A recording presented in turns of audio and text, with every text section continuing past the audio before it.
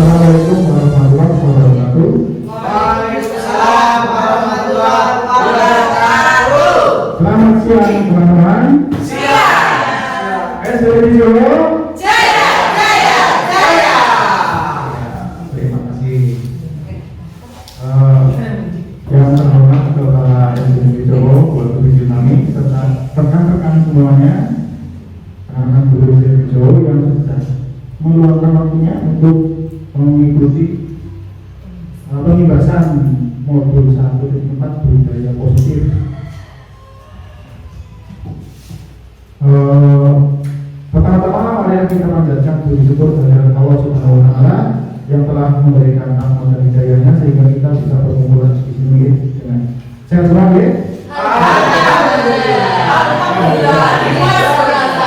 Allahu Akbar. Untuk acara pada kesempatan hari ini susunannya adalah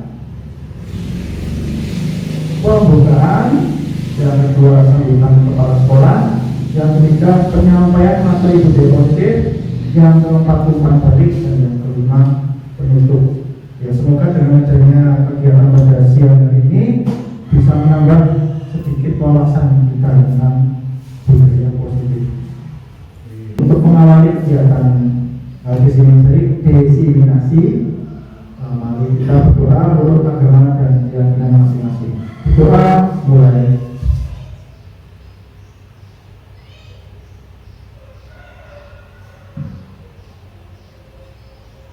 Doa selesai. Untuk selanjutnya mohon kepada ibu kami untuk memberikan sambutannya. Ibu.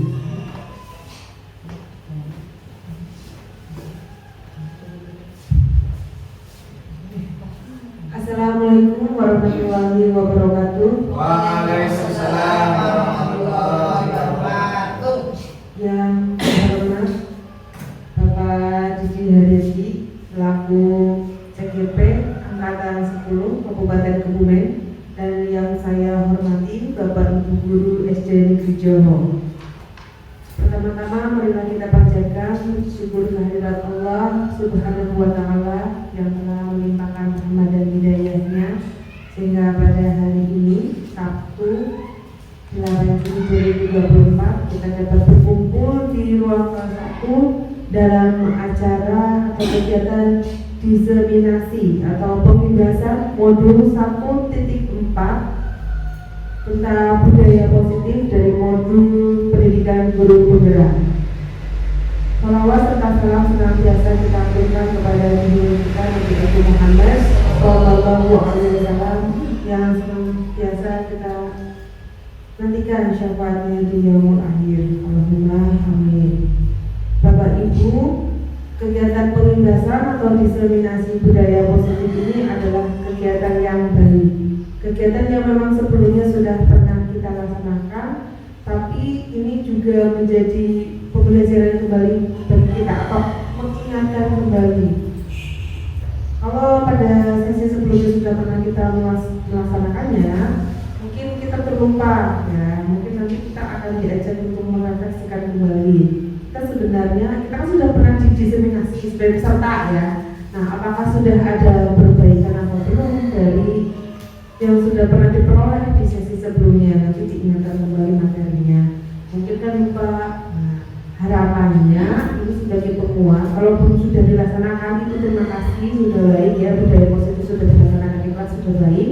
Nah, kalaupun belum, semoga nanti kita ketuk hatinya dan mulai kembali untuk bisa semangat atau kemudian memotivasi diri dulu untuk bisa menerapkan hasil pembahasan ini di kelas masing-masing, sehingga nanti dampaknya ini memang tidak hanya untuk Pak Didi. Jadi saya harap ini bukan sekedar tugas CGP gitu gitu, tapi memang benar-benar nanti kalaupun nanti ilmunya dibagikan Pak Didi banyak banget lah, ibaratnya ada 100, kalau nanti kita bisa melaksanakan di kelas kita mencoba 1 dulu, itu berarti sudah ada perbaikan proses belajar.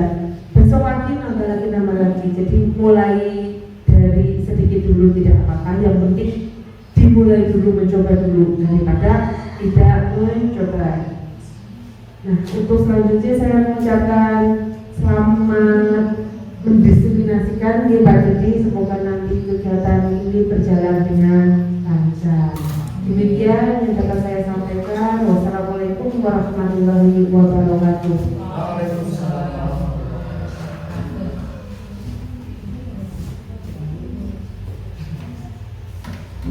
Terima kasih sambutannya dari Ketua Kepala Sekolah. Untuk materi pada diskriminasi budaya positif adalah ada sekitar materi yang nanti akan saya coba paparkan. Yang pertama budaya positif, terus ada posisi kontrol, 5 posisi kontrol, restitusi, keyakinan kelas, kebutuhan dasar manusia, dan segitiga restitusi. Mohon maaf ya, ini kayaknya tidak buruk ya. Yang pertama kita akan bahas tentang budaya positif. Apa makna budaya positif dan apa contoh penerapan positif yang telah kita terapkan? Budaya positif di sekolah yaitu nilai-nilai dan kebiasaan-kebiasaan di sekolah yang berpihak pada murid agar mereka dapat berkembang menjadi pribadi yang etis, berhormat dan bertanggung jawab. Sebenarnya di sekolah kita ini sudah melaksanakan budaya positif. Bisa kita tercermin dari pembiasaan-pembiasaan yang sudah kita laksanakan. Tetapi apakah itu memang bisa murid sendiri ya yang berinisiatif dengan kesadaran atau karena paksaan, itu yang kita perlu cermati. Karena budaya positif harusnya dia dari dalam diri kita sendiri, bukan karena aturan, bukan karena pengaruh dari luar.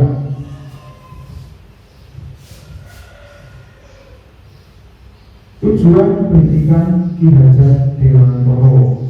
Ki Hajar Dewantoro memiliki tujuan utama yaitu menuntun segala kodrat yang ada pada anak agar mereka dapat mencapai keselamatan dan kebahagiaan yang setinggi-tingginya, baik sebagai manusia maupun anggota masyarakat.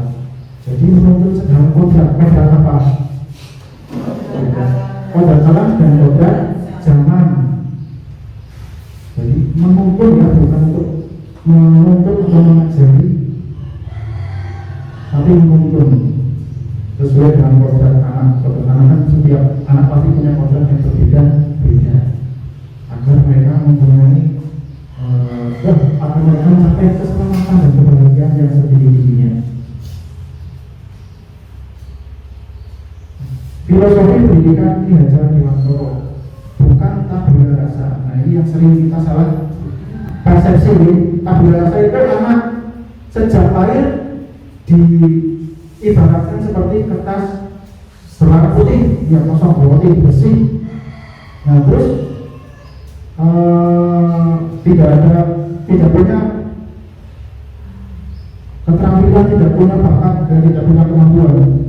Dan nanti pendidikanlah yang akan mengisinya, mencoret-coretnya itu pendidikan. Pendidikan oleh siapa? Bisa orang tua, bisa guru, bisa juga lingkungan di sekitarnya. Tabula rasa itu berarti anak seperti barang, seperti kertas yang putih kosong, tidak mempunyai bakat, tidak punya pengetahuan, tidak punya itu bukti. Dan nanti pendidikan yang akan mengisinya. Jadi pendidikan sangat berandil membentuk karakter anak. Seakan-akan anak dipaksa untuk menjadi ini dan ini. Misal dari kecil, kamu harus nanti besar jadi insinyur, kalau besar jadi dokter. Kalau udah nggak ada ini, Nggak ada ya? Apa? Apa itu? Sarjana teknik, sipil, sarjana teknik. sipil sipil. Iya, sarjana sipil. Iya, apa? Bisa apa? Buka kasih saya nggak apa-apa. Jadi dari itu maaf.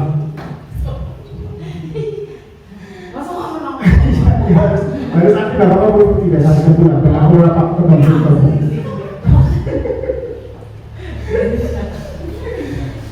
Iya, sejak kecil misal dari kecil kamu nanti kalau besar jadi sarjana teknik, jadi dokter, jadi perawat atau jadi apa, nah itu kan anak seperti diatur oleh kita. Padahal itu dari kecil sudah punya apa bakat dan keunikan sendiri-sendiri. Itu yang kedua ya. Semua anak terlahir dengan bakatnya masing-masing atau unik. Jadi tidak sama. Dari lahir pun itu anak sudah punya keunikan. Ada yang lahirnya jebruk terus apa? Nah itu banget. Ya kan? Nangis keras suaranya, terus ada yang begitu lahir tidak nangis, dia saja harus dipepet, teplak, baru nangis. Nah itu kan punya keunikan sendiri dari lahir. Jadi kita tidak bisa memaksakan anak untuk menjadi semau apa yang kita orang tua mau. Tugas kita adalah melabarkan apa yang sudah ada pada anak. Misal bakatnya sepak olahraga, ya kita dukung untuk menyebarkan bakat olahraganya. Tidak boleh tidak sangat tidak baik jika bakatnya olahraga tapi disuruh untuk jadi dokter. Itu kan anak merasa sangat tertekan sekali. Ya, tugas guru untuk bakat tersebut agar anak tumbuh dengan selamat dan bahagia ini tidak diteruskan lagi. Sekarang kodrat alam dan kodrat zaman. Oh, itu terproses lagi.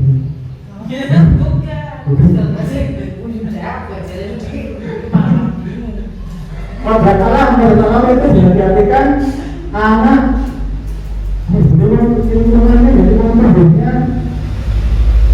Aku agak lupa ya kalau saya kira punya kodrat alam. Ya, anak tumbuh sesuai dengan lingkungannya. Atau juga anak ya tadi sudah dari alamnya sudah mempunyai keunikan sendiri-sendiri dan dapat dipengaruhi oleh lingkungannya di luar alam. Misal di daerah perkotaan, kota besar dengan di perkampungan atau pelosok itu berbeda. Itu kodrat alam. Pendidikan baik dari segi pengajarnya, fasilitas, terus lingkungannya itu sudah berbeda ya antara yang perkotaan dan di pedesaan atau perkampungan. Jadi tidak bisa disamakan. Kalau zaman dulu itu kan ada ujian sekolah disamaratakan, ujian nasional berstandar dan sekolah. ya ujian sekolah standar nasional. Ya SBN kan disamaratakan. Jadi anak kota ya seakan diukurkan karena dari tenaga pengajarnya sudah bagus. Jadi lebih intelektual katanya Pak ya. Ya kalau di pedesaan, di pelosok-pelosok yang gurunya cuma satu, di sekolah cuma satu, kepala sekolah atau guru atau penjaga.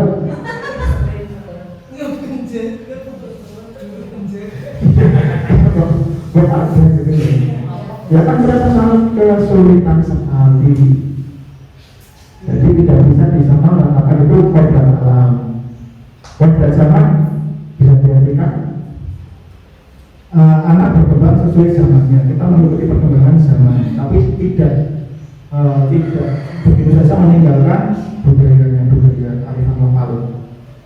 Misal sekarang zamannya elektronik, zamannya berakhir komputer, ya anak-anak juga bisa mengoperasikan komputer. Tesnya sekarang juga tidak menggunakan berbasis kertas lagi ya, itu kan mengikuti perkembangan zaman. Gurunya juga itu nah terus guru ibarat petani, anak ibarat biji jagung, anak ibarat biji jagung. Ini bisa diartikan kita itu seperti petani yang tugasnya merawat tanaman supaya bisa tumbuh dan bisa dipanen dengan hasil yang maksimal. Dengan cara apa ya, disiram, diberi pupuk, disiram pokoknya, dan cara merawatnya juga harus sesuai dengan tanamannya. Misal tanaman jagung dirawat dengan cara tanaman padi, ya tidak akan bisa tumbuh maksimal. Itu kembali lagi ke keunikan anak-anak itu sendiri. Anak-anak punya keunikan, jadi tidak bisa disamaratakan. Anak satu dengan anak yang lain itu cara penanganannya bisa berbeda. Yang selanjutnya berpihak kepada anak atau menghamba pada murid. Menghamba bukan berarti menghamba, bukan murid. Tapi kan itu kita harus punya rasa hormat kepada anak, menghormati anak juga butuh untuk dihormati, sehingga anak akan merasa sangat bahagia, senang saat berada di sekolah, saat mengikuti pendidikan. Untuk membangun budaya positif, sekolah perlu menyediakan lingkungan yang positif, aman dan nyaman agar murid-murid mampu berpikir, bertingkat dan mencipta dengan merdeka, mandiri dan bertanggung jawab, bisa diartikan sebagai disiplin positif. Hasilnya disiplin dikaitkan dengan kontrol, dalam hal ini kontrol guru dalam menghadapi muridnya. Ini ya. Dalam menunjukkan budaya positif diperlukan disiplin positif. Disiplin positif itu disiplin yang berasal dari diri sendiri. Langkah awal perubahan paradigma. Ya, untuk sampai ke disiplin positif itu harus merubah paradigma yang tadinya stimulus respon menjadi teori kontrol. Stimulus respon itu kalau tidak salah efeknya itu hanya berjangka pendek. Misal dalam hukuman mungkin ya, hukuman itu berjangka pendek. Nah, kalau diubah paradigmanya itu bisa berefek untuk jangka yang panjang. Perubahan paradigma teori kontrol atau ilusi kontrol. Berikut ini paparan Dr. William Glasser dalam kontrol teori untuk meluruskan miskonsepsi tentang kontrol. Ilusi kontrol, ilusi guru mengontrol murid. Apakah guru mengontrol murid? Tidak bisa, tapi sekarang masih merasakan apa tidak Ibu? Kalau Bapak Ibu guru mengontrol murid, masih hebat ya? Ya pasti ada rasa seperti itu. Ilusi bahwa kritik dan membuat orang merasa bersalah adalah menguatkan karakter. Dikritik terus, oh kamu salah, gitu. Dapat menguatkan karakter. Bisa, tapi bisa menguatkan karakter yang baik dan bisa juga malah mengangkat karakter yang tidak baik. Yang selanjutnya, ilusi bahwa semua penguatan positif, efektif dan bermanfaat. Bahwa semua penguatan positif berarti disanjung gitu ya, memberi penghargaan gitu ya. Apakah bermanfaat? Selanjutnya, ilusi bahwa orang dewasa memiliki hak untuk memaksa. Iya, pasti masih ada perasaan seperti itu. Orang dewasa memiliki hak untuk memaksa kepada orang yang lebih muda. Sebagai contoh kontrol, saya punya HP. HP-nya sendiri pegang erat-erat. Terus mau tak ambil, boleh apa tidak Pak?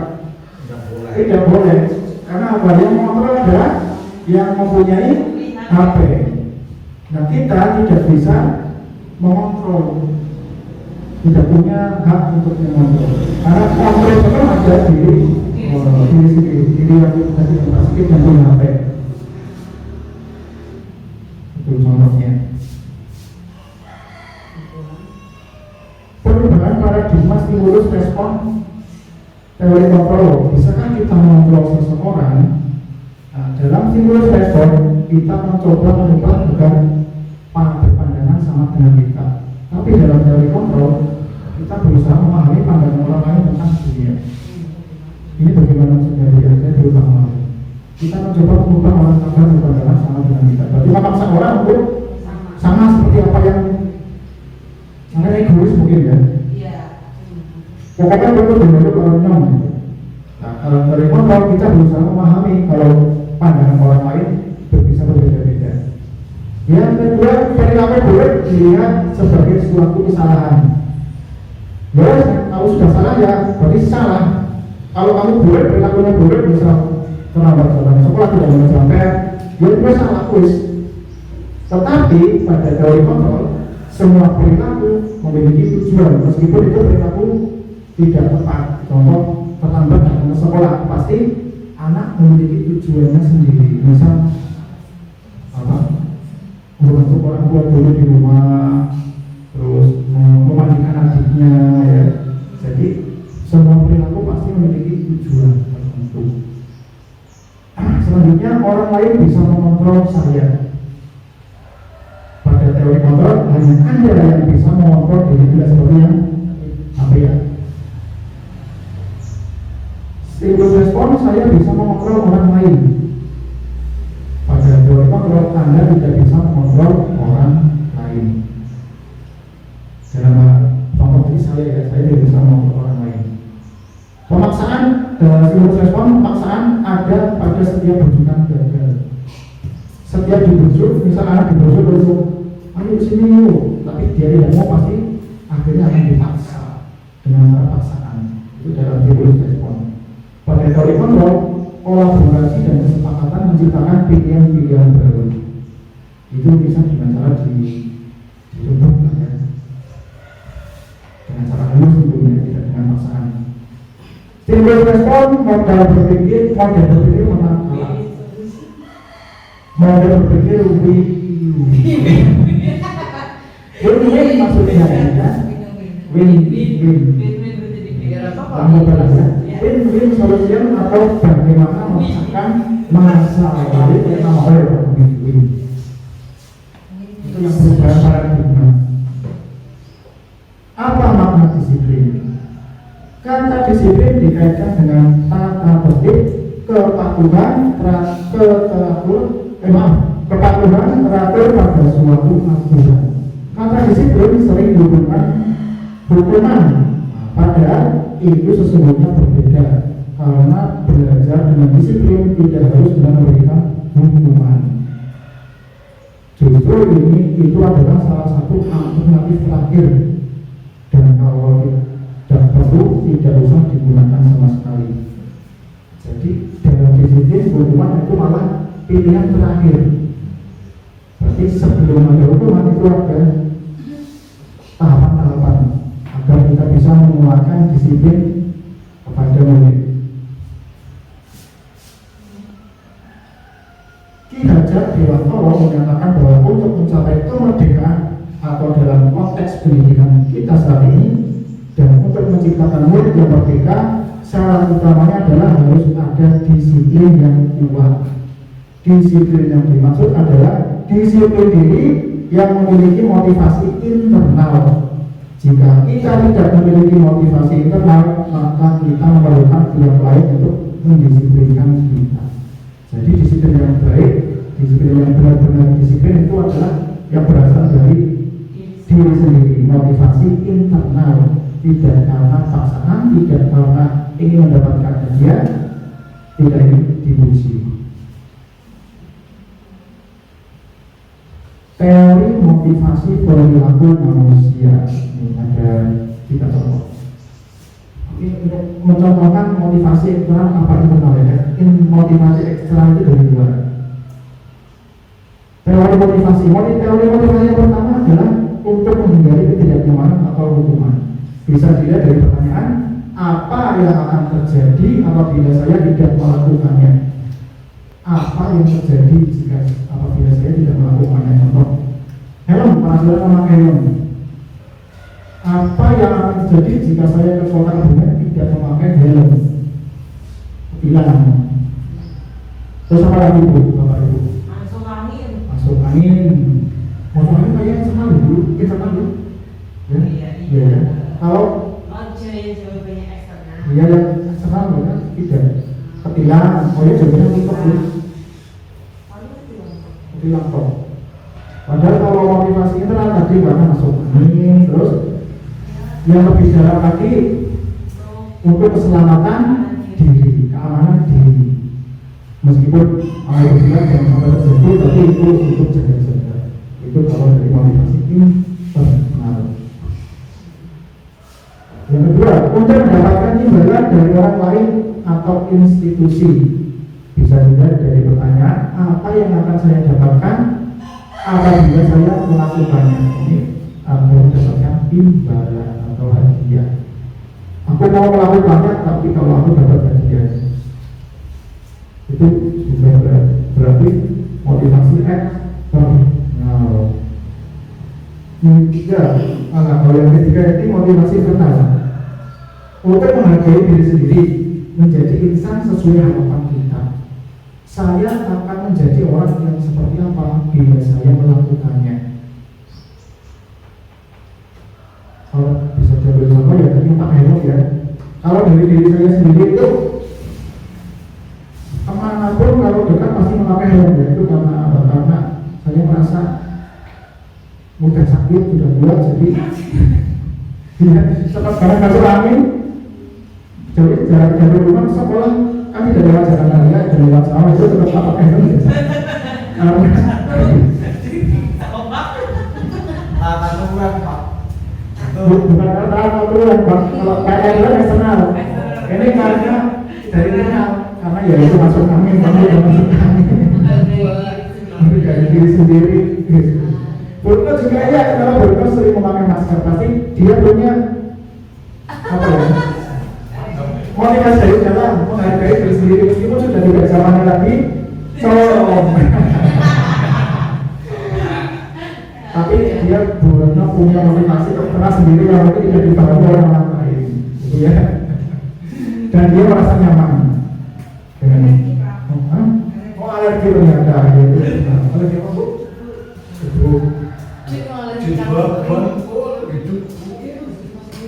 Apa hidungnya dijilbabi? Jangan pakai masker. Coba banyak kan juga. Coba kuatnya. Kalau hidungnya jilbab. Oh, gimana hidungnya dimakerin? Astagfirullah. Iya, bisa juga. Mau ambil rumah. Rumah. Iya. Motivasi internal. Terus kalau ini berangkat basic itu motivasi eksternal apa internal itu biasanya kalau terlibat? Oh, mau di rumah kan? Enggak, itu kebiasaan sih kalau buat internal ya apa? Ya, alasannya kenapa ya mungkin ya? Alasannya udaranya masih sabar terus, apalagi. Bukan karena ingin dipuji ya? Saya udah dipuji malah di sini ya.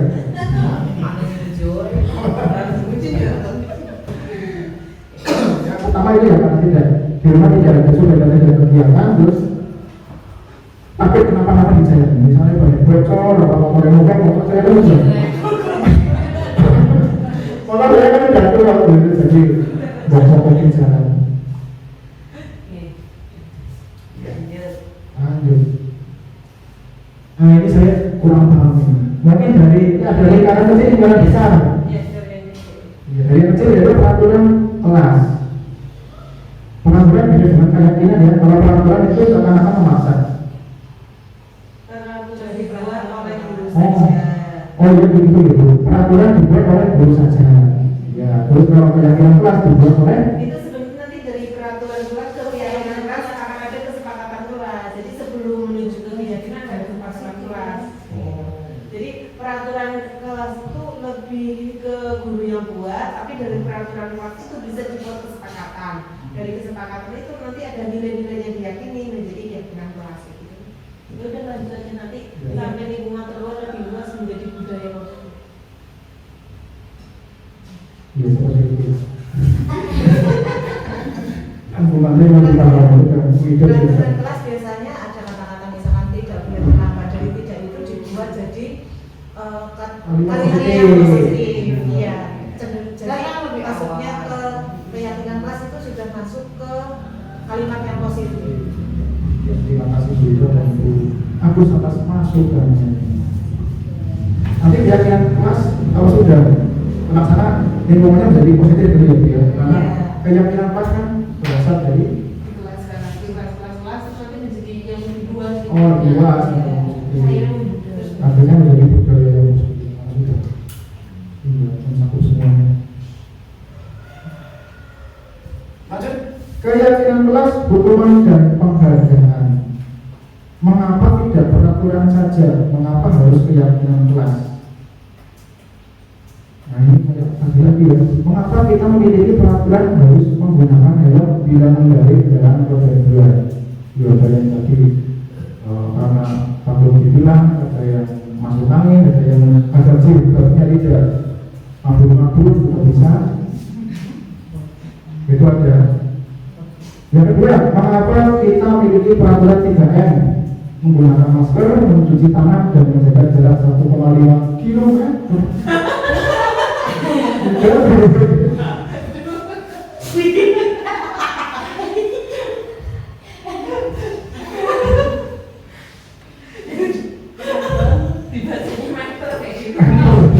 Disclaimer, jadi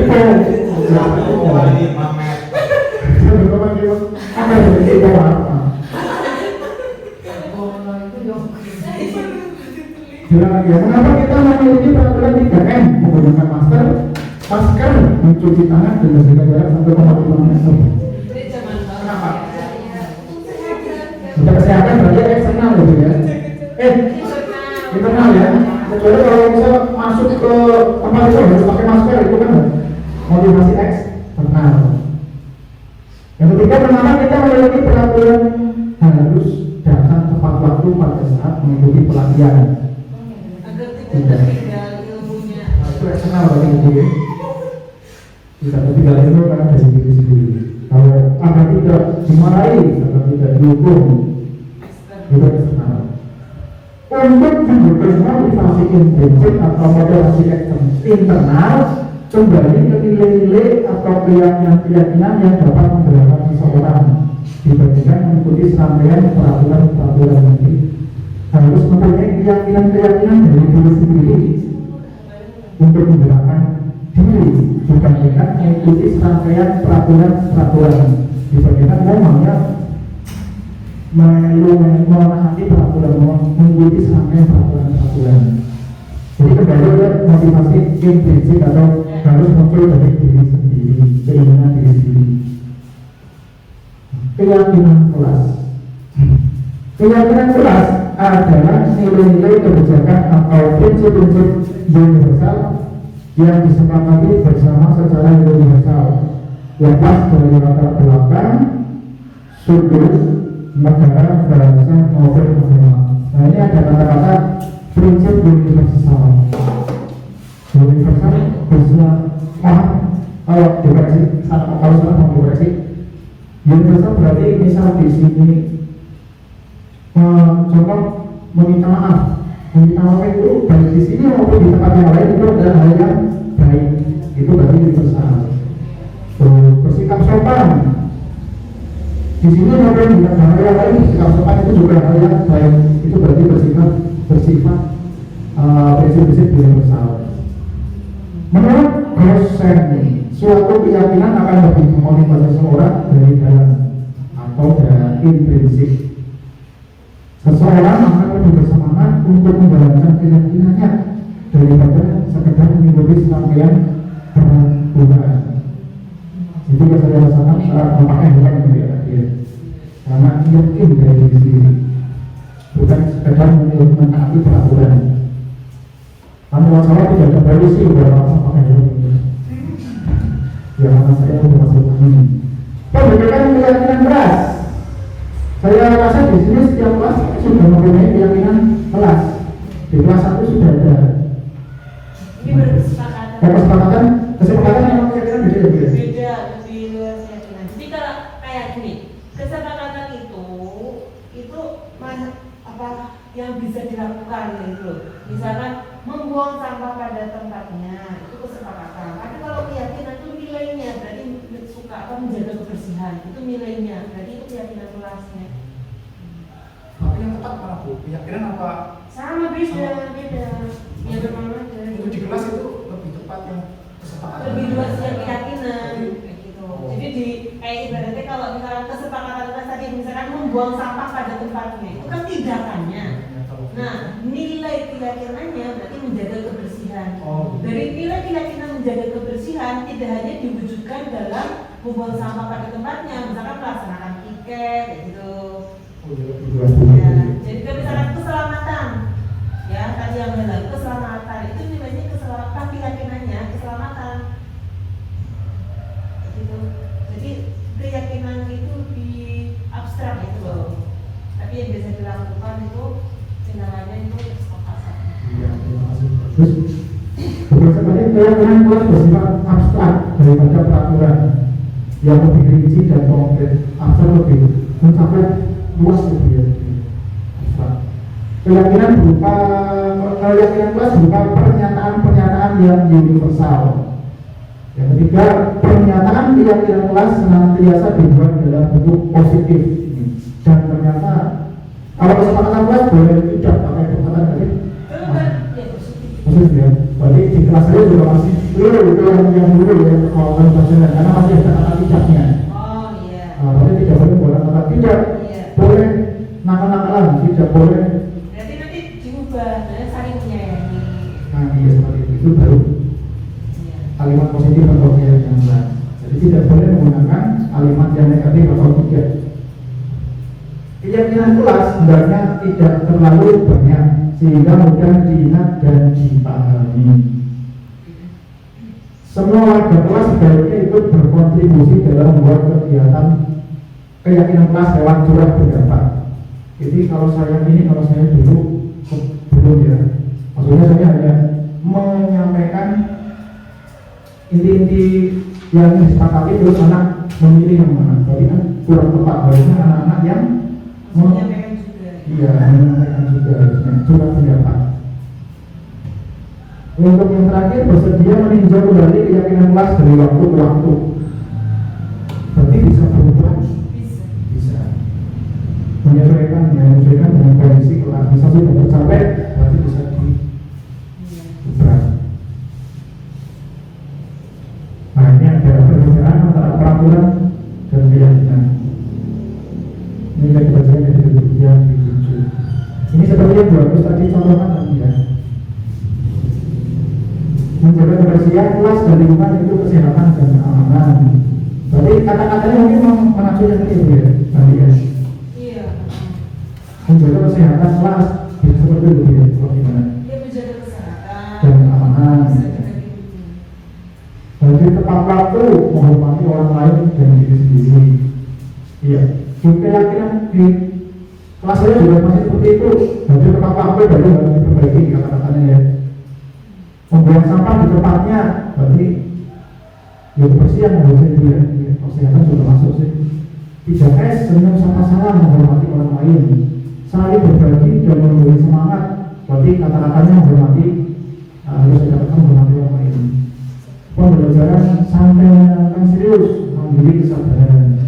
Sebelum dan sesudah belajar wajib berdoa sesuai agama dan kepercayaan masing-masing, mandiri dan komitmen. Tugas wajib dikerjakan dan waktu tanggung jawab dan mandiri. Setelah menggunakan skriptor, buku bacaan, alat dan alat permainan wajib diberikan tanggung jawab dan komitmen. Tertib saat belajar, menghormati orang lain, mengikuti kegiatan yang ada di sekolah, ekstrakurikuler memiliki mandiri dan komitmen, membawa perlengkapan dan peralatan sekolah sendiri-sendiri, menghormati orang lain dan sendiri. Nah, ini contoh penerapan membuat keyakinan kelas. Ini saya mencoba untuk mengulang lagi kemarin ya, membuat keyakinan tadi. Yang pertama, guru membimbing siswa membuat keyakinan kelas, menuliskan keinginan-keinginannya untuk di kelas itu ini seperti apa. Kemudian siswa menulis dan menempelkan hal yang diharapkan, menempelkan keinginan tadi ya di papan tulis bisa, di kertas juga bisa. Selanjutnya guru dan siswa merangkum keyakinan kelas untuk dijadikan kesepakatan kelas. Kemudian ini keyakinan kelas dengan dua kesepakatan di kelompok-kelompok itu tadi ada yang bersih dan nyaman, ingin kelasnya bersih dan nyaman di kelompokkan, jadi bersih dan nyaman. Terus sopan santun menghargai teman itu juga dikelompokkan. Yang menuliskan tidak boleh tambah, tidak boleh apa, itulah disiplin dikelompokkan menjadi satu disiplin tepat waktu. Dan yang terakhir tolong menolong itu. Nah, yang terakhirnya kesepakatan kelas dicetak dan ditandatangani itu belum saya lakukan ya, karena belum saya cetak. Tadi ini sudah tersusun kesepakatan kelas 4. Yang pertama, kelas yang bersih adalah kelas U. Yang kedua, mulai dari dengan tepat waktu. Yang ketiga, bersikap baik dan menghargai semua orang. Yang keempat, bekerja sama untuk kebaikan kita. Yang kelima, berkata-kata yang positif. Kira-kira sudah tepat atau belum ini? Kata-kata sudah diusahakan. Yang pertama, boleh menjaga kebersihan, ya. Ini kesepakatan ya. Keyakinannya berarti ya. Ya, keyakinan itu bukan kesepakatan. Apa itu?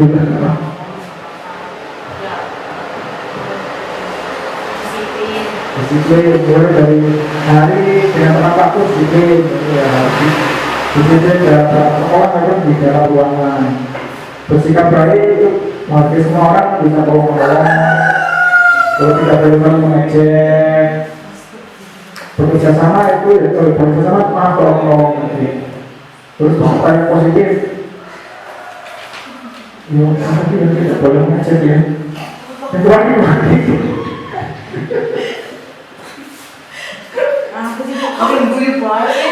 Jadi kalau ada bukunya mbak,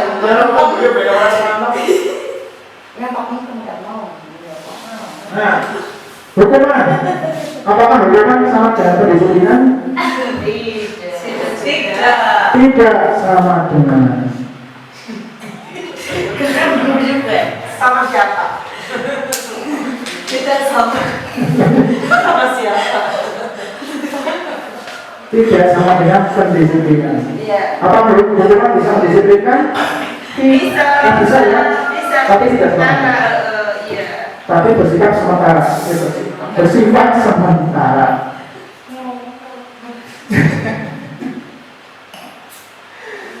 Nah ini hukuman bersifat tidak terencana atau tiba-tiba. Anak atau murid tidak tahu apa yang akan terjadi dan tidak dilibatkan. Jadi ya hanya guru yang akan menyuruh anak itu apa, anak nggak tahu ya. Hukuman bersifat satu arah, yaitu dari guru, misalnya dari pihak guru yang memberikan dan murid hanya menerima suatu hukuman tanpa melalui suatu kesepakatan atau pengenaan dari guru, baik sebelum atau sesudahnya. Hukuman yang diberikan berusaha berupa fisik maupun psikis, lalu yang disakiti oleh suatu perbuatan atau kata-kata, murid akan merasa tersakiti. Kalau kita hukum murid pasti akan merasa tidak enak hati, tersakiti, bisa juga akan merasa dendam. Dendam kepada gurunya. Itu bagi anak yang mungkin tidak kuat mental ya. Banyak mental itu yang cukup ya berbagai malah biasanya. Sementara disiplin dalam bentuk konsekuensi sudah terencana dan sudah disepakati. Nah, misal dalam kesepakatan kelas ya sudah dibahas dan disetujui oleh murid dan guru. Umumnya bentuk-bentuk konsekuensi dibuat oleh pihak guru atau sekolah dan murid sudah mengetahui sebelumnya konsekuensi yang akan diterima tidak ada pelanggaran. Pada konsekuensi murid tetap dibuat tidak nyaman untuk jangka waktu pendek. Konsekuensi biasanya diberikan berdasarkan suatu data yang lainnya tidak berukur. Misalnya setelah 3 kali tugasnya tidak diselesaikan pada batas waktu yang diberikan, ataupun melakukan kegiatan pembelajaran misalnya ngobrol, maka murid tersebut akan kehilangan waktu bermain dan harus menyelesaikan tugas karena ketertinggalannya. Peraturan dan konsekuensi yang mengikuti ini sudah diketahui sebelumnya oleh murid. Sikap guru di sini senantiasa memonitor murid.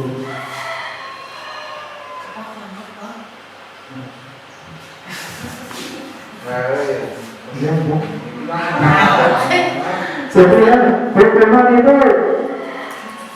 anak bisa patuh tapi dalam waktu yang sebentar kok sementara. Biasanya setelah itu ya mengulangi lagi, terutama yang negatif. Iya. Tapi kalau sudah disiplin dari diri atau disiplin diri dari internal, maka anak ya dengan sadar diri akan mengakui kesalahan tersebut dan akan memberikan konsekuensinya, maka melaksanakan konsekuensinya adalah konsekuensi.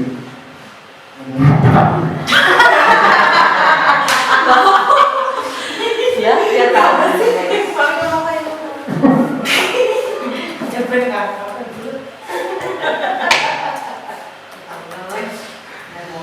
Saat memberikan hukuman, anak akan merasa tidak nyaman dalam menjalani hukuman. Betul apa tidak? Apakah masih sering memberikan hukuman? Masih.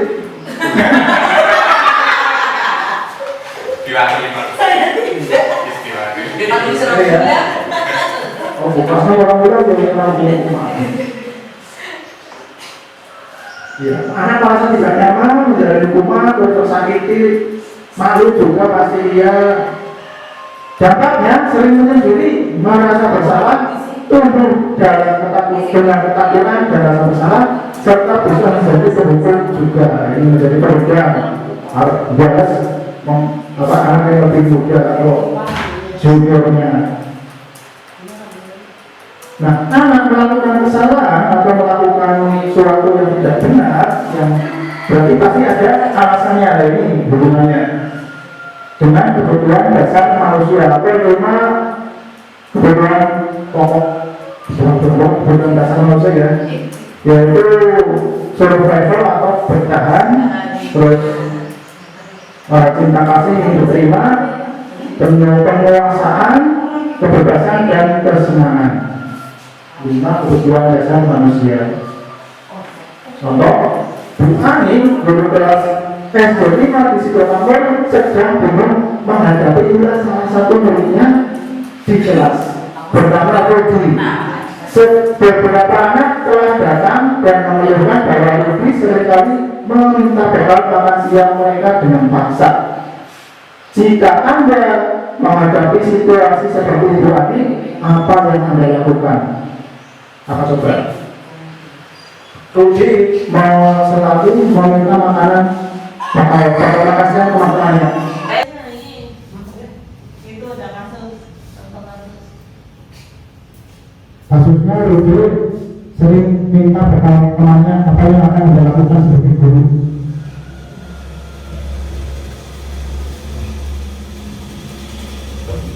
Assalamualaikum warahmatullahi wabarakatuh. Waalaikumsalam warahmatullahi wabarakatuh. Mencoba melihat kasus ini ya Pak. Jadi Rudi itu seringkali minta bekal makan siang dengan paksa. Ya. Terus Bu Ani sebagai guru apa yang dilakukan ya? Seperti itu ya Pak. Ya Bu. Ya, kalau menurut saya yang pertama Bu Ani tanya dulu kepada Rudi, kenapa Rudi tidak pernah membawa bekal makanan. Ya, jadi tidak langsung menyalahkan Rudi, tapi kita tanya dulu apa sebabnya dia tidak bawa bekal. Kalau kita sudah tahu alasannya kenapa, sebabnya kenapa, bisa mungkin ibunya belum masak atau di rumah dia tinggal hanya dengan adiknya dan neneknya yang sangat sibuk. Jadi kita gali dulu apa sih masalahnya. Ya. Setelah itu kalau kita sudah tahu masalahnya, kita cari jalan keluarnya. Jalan keluarnya apa? Tergantung masalahnya itu. Super sekali. Jadi tidak harus langsung marah-marah ya, nanti dilapori Rudi nakali kacamata di depan langsung kusuk-kusuk gitu. Tidak. Itu langkah yang kurang tepat. Jadi langkah yang tepat seperti tadi Bu Rizka bilang, dulu alasannya kenapa anak melakukan hal itu. Karena pasti anak mempunyai alasan, mempunyai sebab. Nah ini alasan-alasannya. Dalam konteks menerapkan disiplin positif, Bu Ani sebaiknya mencari tahu alasan Rudi melakukan hal tersebut. Tindakan tersebut agar diketahui kebutuhan mana yang sedang berusaha dipenuhi Rudi sama tulisannya.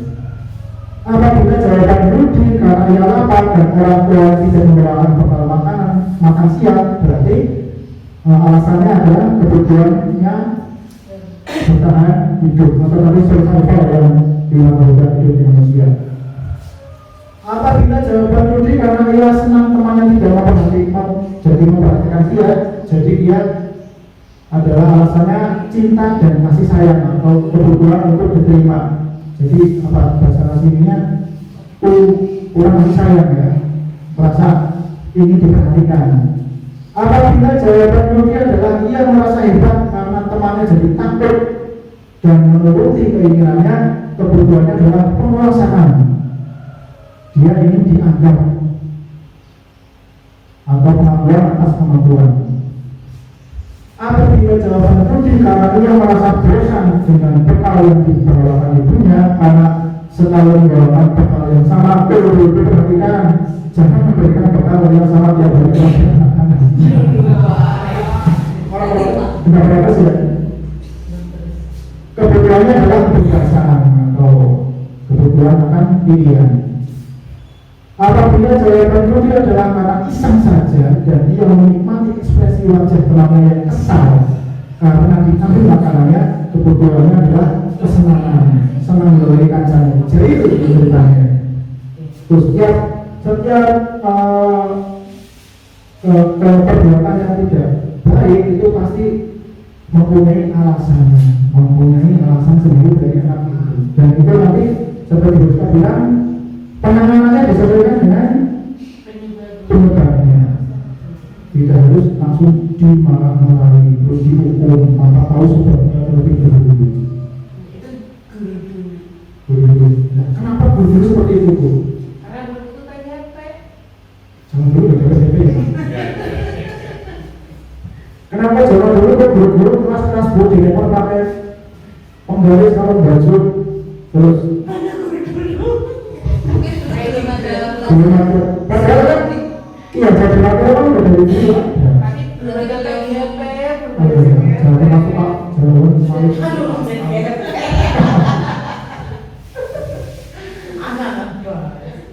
itu yang pertanyaan yang masih di benak saya kok zaman dulu seperti itu gitu.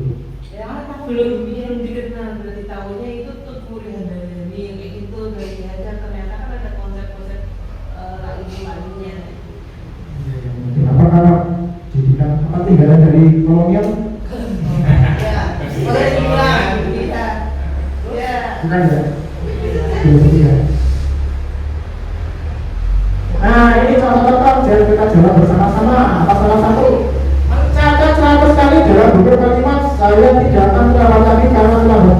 Sekolah itu termasuk hukuman atau konsekuensi. Hukuman. Coba nanti kita jawab dulu semuanya ya. Hukuman. Lari mengelilingi lapangan basket 2 kali karena terlambat hadir di sekolah. Hukuman. Betul. Ini mulai dulu ya. Kalau salah itu penting. Murid diminta push up 15 kali karena tidak menggunakan masker. Hukuman. Menggantikan kertas tugas teman yang telah dicoret-coret. Konsekuensi. Membersihkan tumpahan air di meja tulis karena tersenggol pada saat belajar. Meminta murid tidak mengenakan sepatu seharian di sekolah karena tidak menggunakan sepatu hitam. Lari mengelilingi lapangan basket 2 kali karena terlambat 10 menit untuk pelajaran berjok. Kira-kira apa? Hukuman.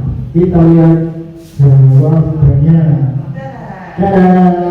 Woi, konsekuensi. Yang terakhir konsekuensi adalah apa? Yang pertama tadi betul ya, hukuman. Lari mengelilingi basket. Oh, ya, kalau disuruhnya Pak.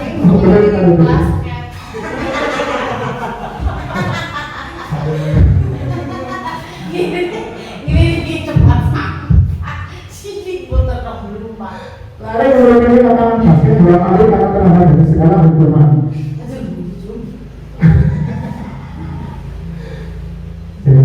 Lari mengelilingi, kenapa hukuman ini? Kenapa yang lari lapangan basketnya atas hukuman yang bawah konsekuensi? Nah nanti kita bahas mencatat dari pertama dulu mencatat 100 kali. Bisa anak pelajaran kajian apa? Jadi kalau ada pemanasan ya. Ya betul. Kenapa lari mengelilingi lapangan basket 2 kali dan Sesuai pelajaran. sesuai dengan Oh, itu yang Pak. Mungkin itu di pelajaran Jawa sudah terjalin kesepakatan kelas. Bukan, karena kan dia pelajaran olahraga Iya. pemanasan. Nanti kalau kesepakatan kelasnya, kalau yang terlambat tidak boleh terlambat mengelilingi lapangan basket atau apa sesuai dengan materinya. Untuk kesepakatannya tapi sesuai konteks gitu loh. Konteksnya kan lagi olahraga. Olahraga mengelilingi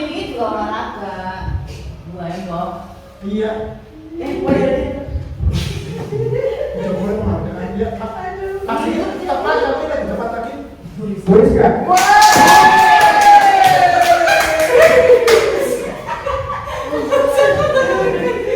Calon CBP Kita sebelah.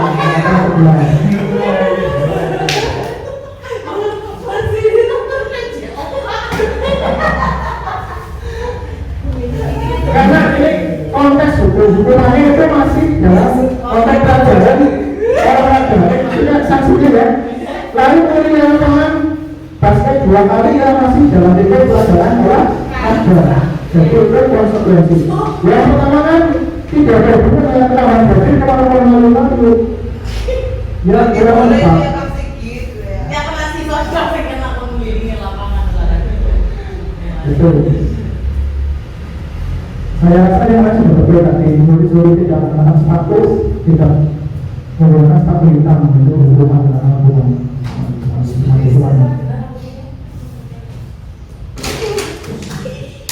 Membersihkan meja kita. Terlalu banyak desain. Konsekuensi kalau sampai tumbang. Konsekuensi. Ada jalan lain. Karena pasangan baik, apa? Harusnya konsekuensi sendiri. Berarti dia kakek lama mau berhubungan. Untuk pancing karena dia tupoksi. Tupoksi bro, konsekuensi. Dia udah berapa? Dulu tuh dia apa kan dia berhubungan.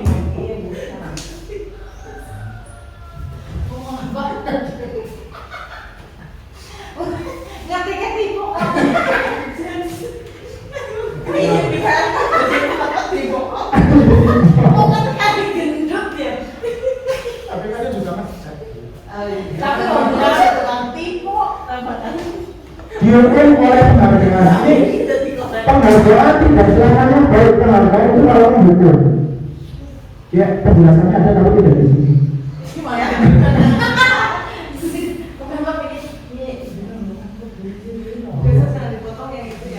Nah, dihukum oleh dengan betul.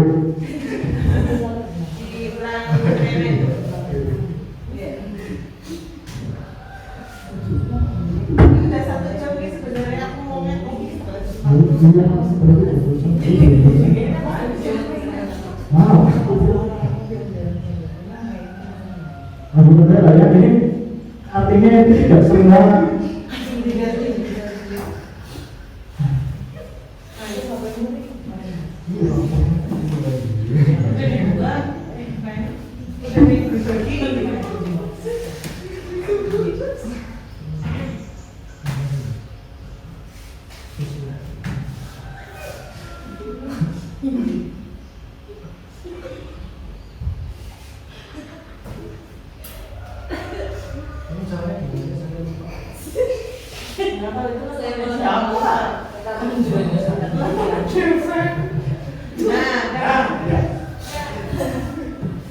Dihukum oleh penghargaan. Pengaruh jawaban DPD jangka panjang ini tadi ya. Kalau hukuman, iya itu. Jangka pendek jangka panjang.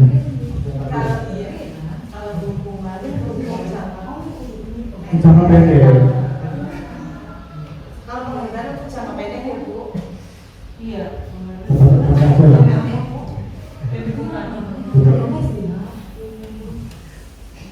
Penghargaan nanti jika sudah menginginkan bacakan aja lah. Ya, bacakan minimal. Bacakan minimal. Saya ambil yang saya tahu saja.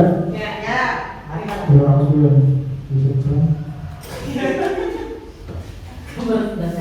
Yang paling saya tahu itu adalah penghargaan menghukum. Kenapa penghargaan disebut menghukum? Karena hukum bagi mereka yang tidak dapat penghargaan. Misalnya rankingan ya, kenapa rankingan sekarang dihapus? Karena penghargaan itu bisa menghukum. Misal ada ranking 1, 2, 3, yang ranking 2 dan 3 itu merasa terhukum karena tidak bisa menjadi yang terbaik. Seperti ini. Penghargaan merusak hubungan. Jika ada penghargaan, salah satu anak dapat penghargaan, anak lain tidak, maka akan terjadi persaingan. Persaingan itu bisa tidak sehat. Akan terjadi rasa iri. Ya benar ya. Iri. hubungan pertemanan gitu. Penghargaan mengurangi ketepatan. Ada anak yang pintar sekali untuk dikasih penghargaan, lama-lama kemampuannya bisa berkurang. Disanjung terus sih ya. Sekarang disanjung terus. Disanjung terus, kalau beristirahat dan disanjung terus jadi apa? Grogi. Disanjung terus, terasa dirinya gede itu karena mengurangi ketepatan. Biasanya yang biasanya selalu pintar, selalu bisa ngitungnya pas terus jadi kurang pintar. Penghargaan mematikan kreativitas. Ini hampir sama dengan dua ketepatan kalau misalnya. Penghargaan menghukum. Ini seperti apa ya penghargaan? Oh sama ya?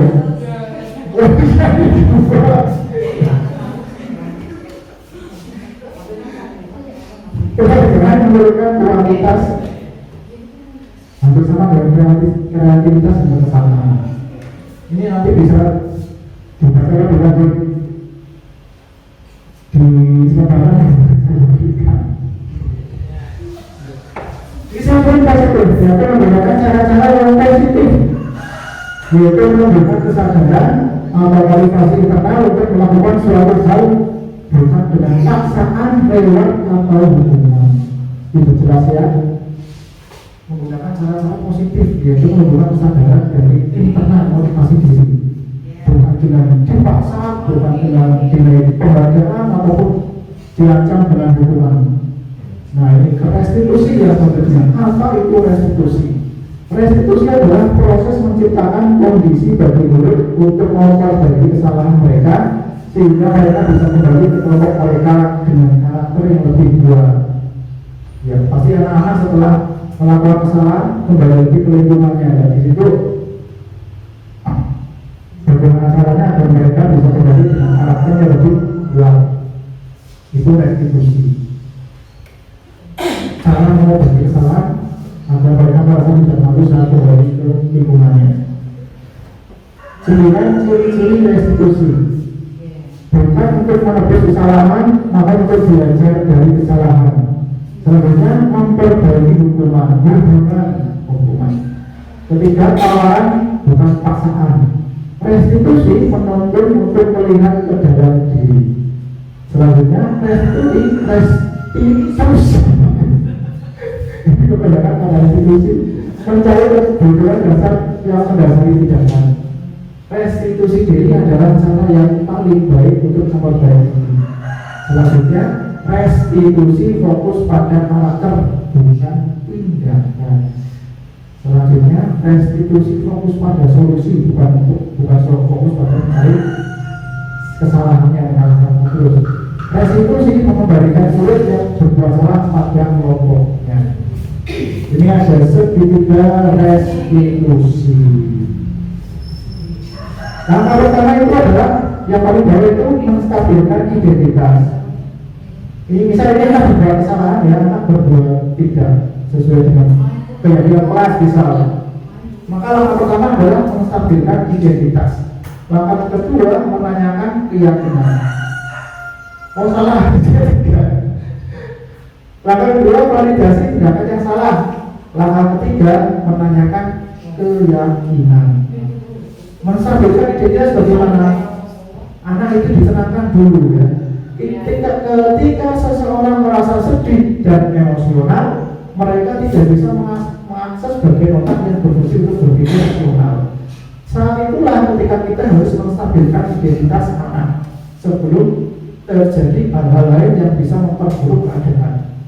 Kita sebaiknya membantu anak untuk tenang dan kembali ke suasana hati di mana proses belajar dan penyelesaian masalah bisa dilakukan. Jadi kalau anak masih dalam emosi, misal nangis beru-beru, itu tidak bisa dinasihati, ya tidak akan masuk.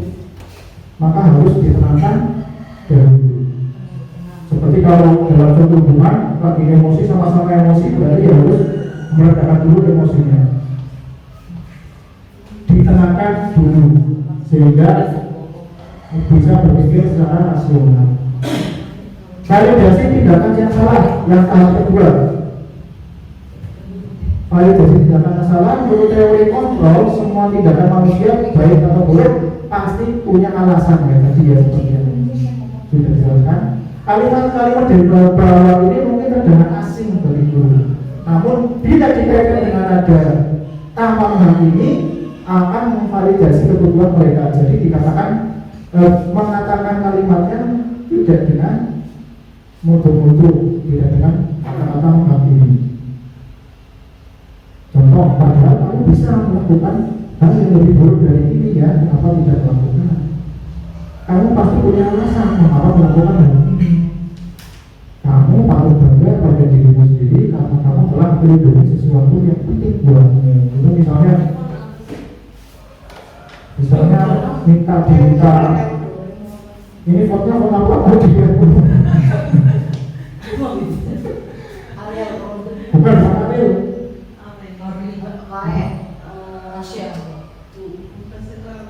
Ariel begini dia Ariel. Kartika apa ya? Kartika ini masalah. Bisa. Lanjut. Kamu boleh mempertahankan sikap itu, tapi kamu harus menambahkan sikap yang baru. Ini contoh kalimat memvalidasi tindakan yang salah. Jadi menanyakan penyebabnya apa dengan tidak menghakimi. Yang ketiga menanyakan keyakinan. Menanyakan keyakinan kalau Anda sudah merasa tenang tadi yang pertama, terus sudah mengakui kesalahannya, sudah mengakui, sudah menetapkan penyebabnya, baru menanyakan keyakinan. Teori kontrol menyatakan bahwa kita pada dasarnya termotivasi secara internal. Jadi keyakinannya dari diri sendiri ingin menjadi apa sih setelah melakukan kesalahan, ingin memperbaiki dengan cara apa yang akan dilakukan anak setelah membuat kesalahan. Itu biar yang mengungkapkan langsung dari dirinya sendiri. Contoh-contoh pertanyaan dari kita adalah apa yang kita percaya sebagai kelas dan keluarga. Apa nilai-nilaimu yang telah kita sepakati? Apa bayangan kita tentang kelas yang ideal? Kamu mau jadi orang seperti apa? Penting untuk menanyakan ke anak kehidupan seperti apa yang mereka inginkan. Apakah kamu ingin menjadi orang yang sukses, bertanggung jawab, atau bisa dipercaya? Kebanyakan anak akan mengatakan iya, tapi mereka tidak tahu bagaimana cara menjadi orang seperti itu. Guru dapat membantu dengan bertanya seperti apa jika mereka menjadi orang seperti itu. Ketika anak sudah mendapat gambaran yang jelas tentang orang seperti apa yang mereka inginkan, guru dapat membantu anak-anak tetap fokus pada gambaran tersebut. Ini 5 posisi kontrol. Posisi kontrol ada 5, yaitu pembukaan yang tulisannya itu ya Bu ya, Bapak Ibu, pembuat merasa bersalah, teman, pemantau, dan manajer. Kalau contoh pembukaan guru menghardik, menunjuk-nunjuk, menyakiti, dan menyindir. Kalau pembuat merasa bersalah, guru akan bertindak seperti ini, berceramah mengatakan seharusnya kamu seperti ini, ibu kecewa loh sama kamu, seperti itu. Kalau sebagai teman membuatkan alasan-alasan untuk muridnya. Contoh seperti apa ibu membuatkan alasan-alasan? Ya misalkan Membuatkan alasan. kan kayak makluman gitu loh, makluman. Oh maklumi ya. Maklumi anak muridnya. Tapi dengan tidak dengan apa ya? Kalau kerja dan perkataan seperti seorang teman gitu ya. Pemantau menghitung dan mengukur gitu, nanti manajer mengajukan pertanyaan-pertanyaan. Jadi paling gampang sih dia. Yang paling gampang. Maksudnya contohnya yang paling malah masuk dalam kehidupan sehari-hari kita di sekolah. Membuat bersalah juga kadang kalau kita ada anak yang berbuat salah, kita lebih ke kayak membuat rasa bersalah. Oh, kalau kamu seperti ini, kayak mengaitkan dengan ini perasaan kayak gitu.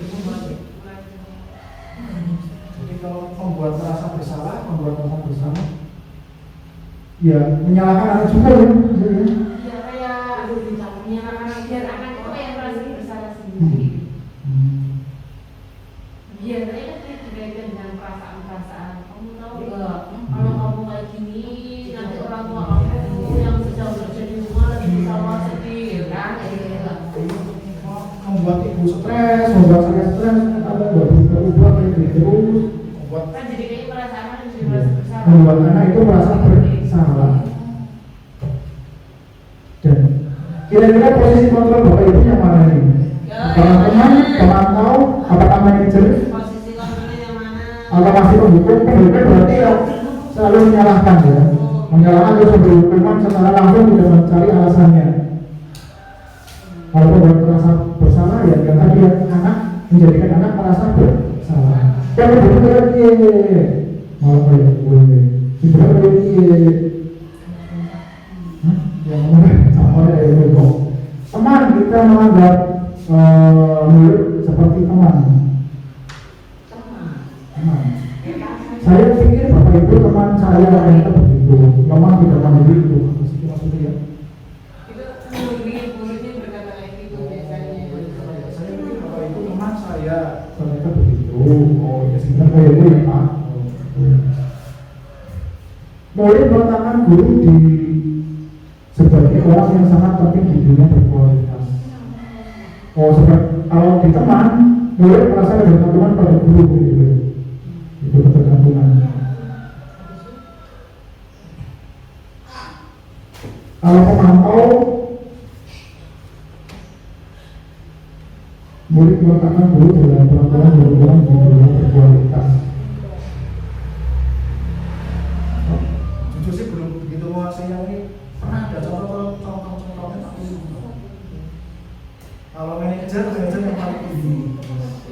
Manajer berarti bisa mengelola. Manajer itu bisa mengelola menggunakan signifikan restitusi yang tadi dijelaskan di depan. Kalau saya jujur kadang-kadang masih di posisi pembuat merasa bersalah sekali-kali karena sudah refleks terbiasa dan bersikap tidak pasti, maksudnya bisa teman, bisa pemantau. Kalau manajer belum bisa.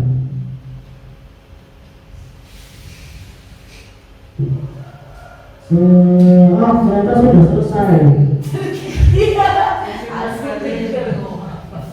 Sesi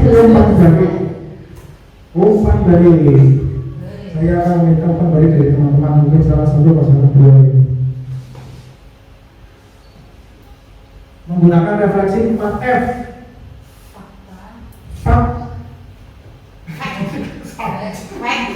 Feeling, finding, purut. Dari purut.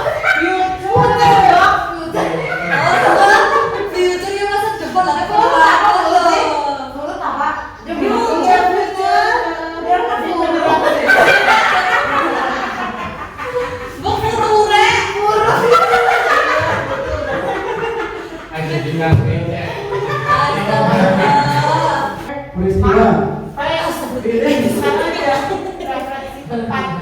Peristiwa. Oh iya, pakai daripada salah itu pakai bahasa Indonesia. Pakai.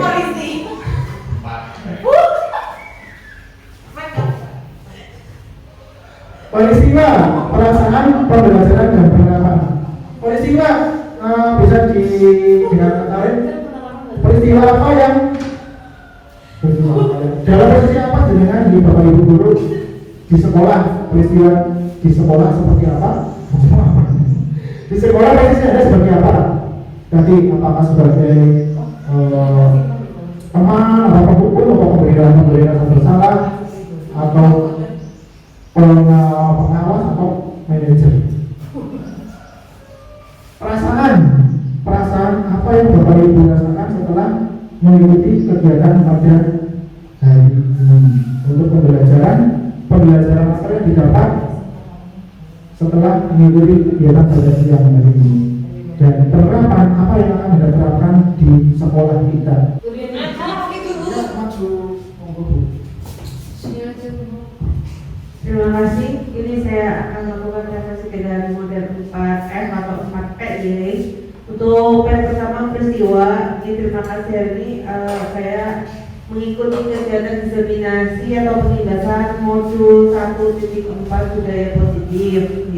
Perasaan saya merasa senang mengingatkan memori-memori ataupun pembelajaran terkait budaya positif.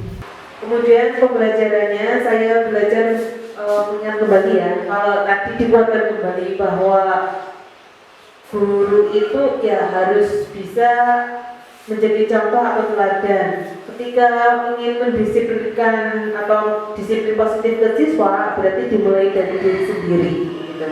Berarti penerapan kedepannya ya akan dimulai dari hal kecil diri saya sendiri untuk disiplin positifnya. Terima kasih.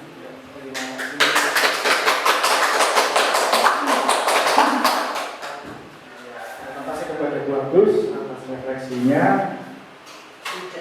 Bu Ida, monggo. Assalamualaikum warahmatullahi wabarakatuh. Waalaikumsalam. Ya, terima kasih kepada Pak Didi yang hari ini sudah melakukan diseminasi budaya positif ya. Baik, untuk kegiatan hari ini saya akan merefleksikan dengan model 4F. Yang pertama yaitu fact atau peristiwa. Jadi peristiwa yang sebelum peristiwa yang kemarin saya lakukan, peristiwa yang kemarin ya Pak tadi ya, terkait bagaimana saya mendidik anak-anak itu memang masih cenderung menghukum dan membuat rasa bersalah. Karena biasanya kalau anak-anak melakukan kesalahan dengan masih lanyah itu bahasa Indonesia-nya apa ya? Refleks ya. Jangan seperti itu, kan seperti itu ya Bu.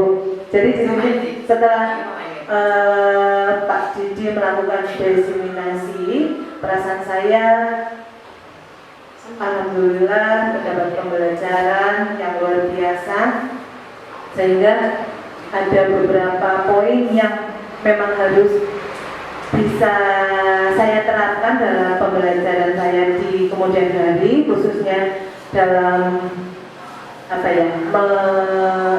menghadapi anak-anak, bagaimana cara kita sebagai teman menyadarkan, bukan memberikan hukuman tapi menyadarkan dari dalam hati kepada anak-anak untuk bersikap lebih baik, tahu apa kesalahannya. Jadi mereka itu tidak merasa terpaksa, tetapi karena kesadaran untuk memperbaiki dari dalam hatinya. Begitu dari saya, terima kasih. Wassalamualaikum warahmatullahi wabarakatuh. Waalaikumsalam warahmatullahi wabarakatuh.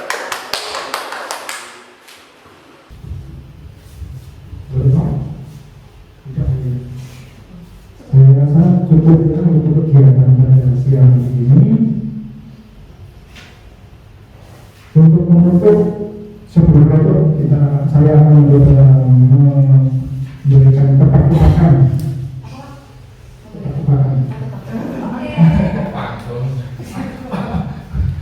Pantun tepat-tepakan. Agak lupa ini soalnya tadi belum kepikiran bahwa kita sekarang ini. Sebuah pesawat terbang di atas, ya di atas kemudian di bawah. Pesawat selam kali.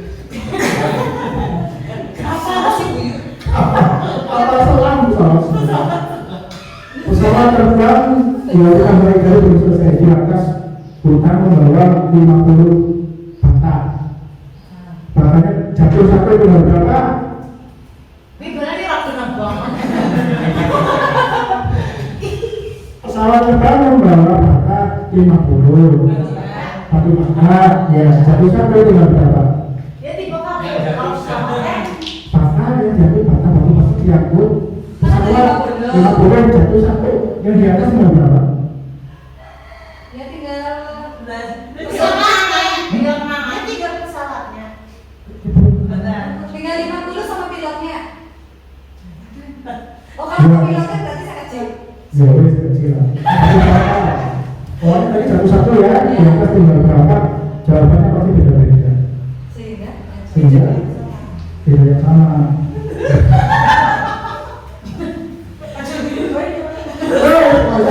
Ya sih nggak apa-apa bisa. Jawabannya benar semua. Jawabannya benar semua. 51 pesawatnya saja boleh. Bebas. Kan mau di kamar aja.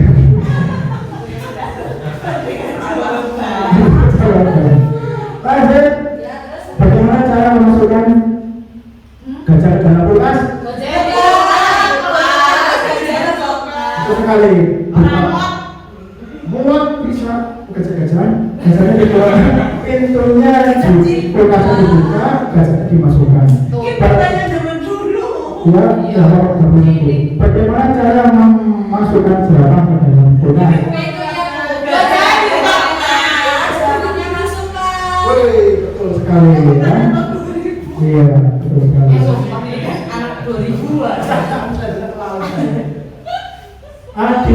Di hutan ada sebuah pesta. Raja hutan mengadakan pesta, siapa yang tidak bisa hadir?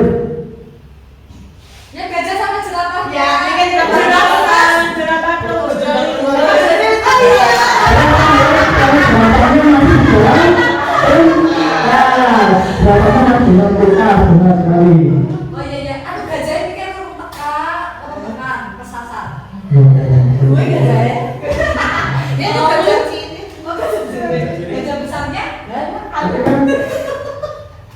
Apa Raja Hutan sedang mengadakan pesta. Nah ini ada di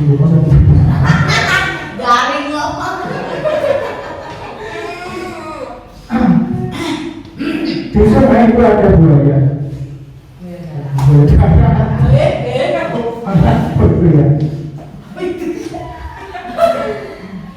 Di sini ada buaya. Saya ingin menyeberang ke sungai itu.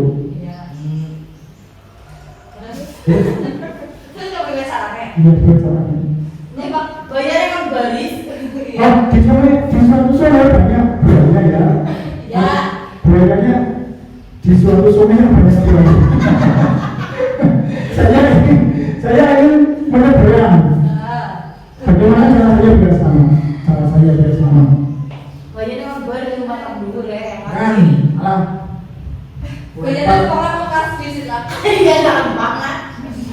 Oh, pertanyaannya sama.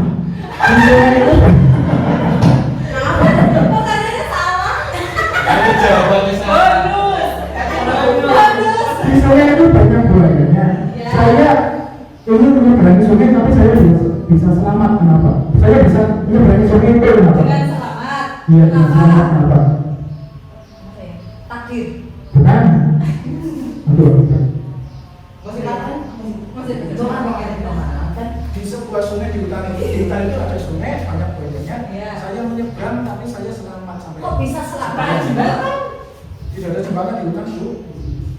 Berarti kan hutan cuma kali. Sangatnya bersungai ya. Buayanya di pada pesta ya? Betul sekali. Buayanya jangan lagi berpasangan. Ada itu menunjukkan semua pesta. Menunjukkan semua hewan. Ya, pada semuanya. Yang terakhir ya. Setelah saya nyebrang, tapi saya tetap tidak selamat. Kenapa?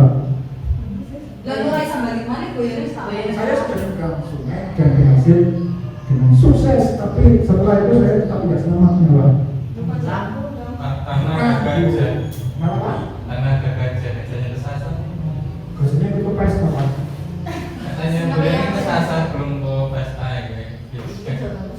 Kurang. Ada jawaban lebih tepat lagi.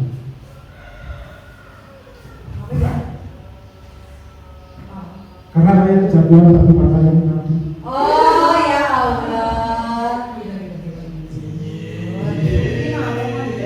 Iya, demikian terima kasih. Kurang lebihnya saya mohon maaf yang setulus-tulusnya. Saya tutup. Wassalamualaikum warahmatullahi wabarakatuh.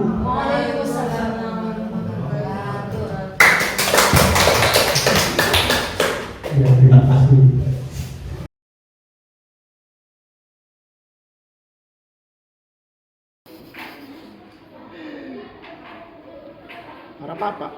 Enggak apa-apa. Mas Arya, Dalam Pak, kamu tahu sekarang hari apa? hari Selasa, Hari Selasa. Tugas kamu tiap pagi apa hari Selasa? piket, Piket. Tapi kok Pak Guru lihat kelasnya masih kotor, banyak kertas, banyak plastik, masih berserakan. Nyaman apa tidak kalau kotor kelasnya belajar? tidak, Tidak nyaman pastilah ya. Kamu piket apa tidak tadi? maaf Pak, Tidak. tadi tidak piket saya Pak. Tidak piket. Iya pantesan ya masih kotor ya. Kenapa tidak piket? Karena kesiangan, Siangan. Lah bangunnya jam berapa? jam 6:30, Jam 7. Berangkatnya jam sampai sekolah jam 7. Jam 6:30 baru bangun. Sarapan apa tidak? tidak, tapi saya bawa bekal Pak. Iya, nanti bisa dimakan ya. Iya, jadi kamu tidak piket karena kesiangan dan apa? Tidak melaksanakan piket. Ya tidak apa-apa ya. Yang namanya manusia pasti pernah melakukan kesalahan, apalagi kan kesalahanmu kan tidak disengaja. Mas Arya kan sekarang tidak piket karena kesiangan. Kesiangan sebabnya itu adalah tidurnya Semalam jam berapa tadi? jam 11, 11. Kenapa Mas Arya tidurnya jam 11? karena latihan pianika untuk pentas Oh seni. iya, pianika yang untuk pentas seni ya. Saking asiknya latihan ya. Iya, Duh. Ya, kalau bisa latihannya jangan sampai malam. Itu menyebabkan kamu bangunnya kesiangan. Apa tidak ada yang bangunin? tidak, Tidak ada. Nah, tapi kan Mas Arya tidak piket berarti tidak sesuai dengan keyakinan kelas. Di kelas kan ada keyakinan itu ada berapa ya? 5 mungkin ya. Itu tidak sesuai dengan keyakinan kelas yang mana? mengerjakan tugas tepat waktu, Dan menjaga kebersihan kelas. iya, Mas Arya tidak sesuai dengan keyakinan kelas, yaitu menjaga kebersihan kelas dan mengerjakan tugas tepat waktu. Nah, sekarang bagaimana cara mengatasi agar tidak terulang lagi?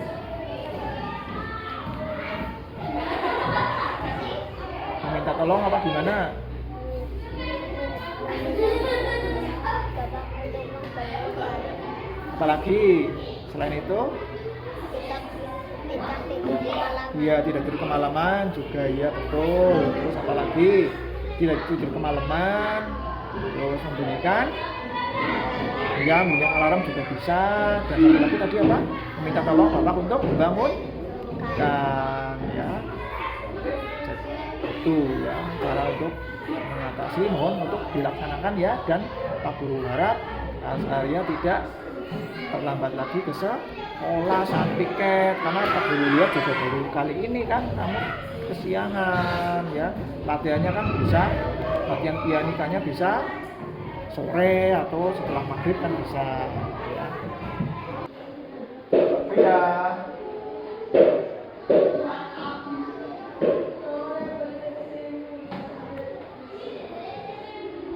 Pak Guru dengar tadi saat istirahat ya marah-marah, betul? Marah-marahnya kenapa? Tadi Putri merusak perjalanan saya, Pak. Perjalanan yang dari tanah liat ya kerajinan? Iya, Pak. Iya, yang rusak apa nih? Pak. Wah. Iya ya, yang namanya barang sendiri kan selalu dijaga, jangan sampai rusak. Ya kalau dirusak, kecewa ya rasanya ya. Barang juga ya pasti ya. Ya itu hal yang wajar. Karena yaitu barang sendiri pasti dijaga, malah dirusak oleh temanmu. Hal yang wajar kalau kamu sampai marah. Coba itu diambil celengannya yang rusak, pakai pinjam. Iya, Pak. Silakan.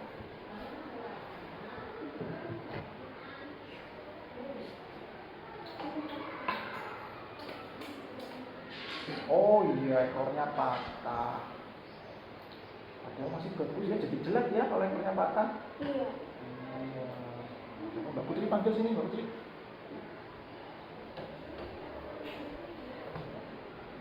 Ini benar kamu yang matain? Iya Pak. Ceritanya bagaimana kok bisa patah? Tadi aku lihat Vira lagi naruh uang ke sinian. Aku mau lihat, tapi sama Mbak Vira nggak boleh. Oh, sama Mbak Vira nggak boleh.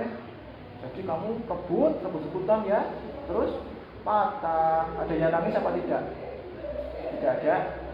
Udah malu ya, Pak kalau nangis ya. Nah, iya jadi bagaimana lagi yang udah patah ya? Rebutan, Mbak Vira ingin masukin celengan, masukin uang ya ke celengan. Setelah dimasukkan uang, kamu Mbak Putri ingin pinjam, ingin lihat ya, ingin tahu bahwa udah banyak belum? Oh, udah banyak ternyata ya. Rebutan, akhirnya patah. Berarti tidak disengaja. Nah, karena sudah terjadi ini ya, sudah merusak celengannya Mbak Vira sampai Mbak Vira marah-marah. Berarti kalian atau Mbak Putri sudah tidak sesuai dengan kesepakatan kelas yang mana coba? Sopan santun dan menghargai teman. Ya, berarti tidak sesuai, belum sesuai dengan kesepakatan kelas yaitu menjaga sopan santun dan menghargai teman. Sekarang kita tahu kan? Iya. Untuk mengatasi sudah terjadi. Sekarang bagaimana cara agar tidak terjadi lagi? Setelah ini apa yang kamu lakukan? Udah gitu aja. Meminta maaf dan memperbaiki. Meminta maaf pada Mbak Vira ya kalau sudah merusak dan mencoba untuk memperbaiki ekornya yang rusak. Selain itu, apalagi meminjam. Iya, meminjam dengan sopan. Kalau tidak boleh ya sudah ya, tidak usah memaksa. Kalau dipaksakan nanti kayak tadi tidak boleh rebutan, akhirnya patah rusak. Tidak hanya barang ini dok ya, buku juga iya, kadang buku, kadang mainan yang lain. Karena sudah jelas paham, silakan sekarang minta maaf Mbak Putri kepada Mbak Vira. Ya sekarang mau perbaiki ini, saya perbaiki. Nah ini kita akan mencoba membuat kesepakatan kelas itu sama saja dengan keyakinan kelas. Tujuannya apa? Agar di kelas kalian menjadi lebih tertib, lebih betah, merasa bisa di kelas. Dalam pembelajaran akan lebih lancar. Langkah pertama, Pak Guru akan memberikan kertas kecil ini, terus kalian tulis kamu ingin kelasmu seperti apa. Boleh lebih dari satu, ya minimal satu keinginanmu di kelas 4. Kamu ingin kelas 4 seperti apa? Contohnya, aku ingin kelas 4 bersih, aku ingin kelas 4 rukun, aku ingin kelas 4 tidak berisik. Silakan. Kita bagikan dulu.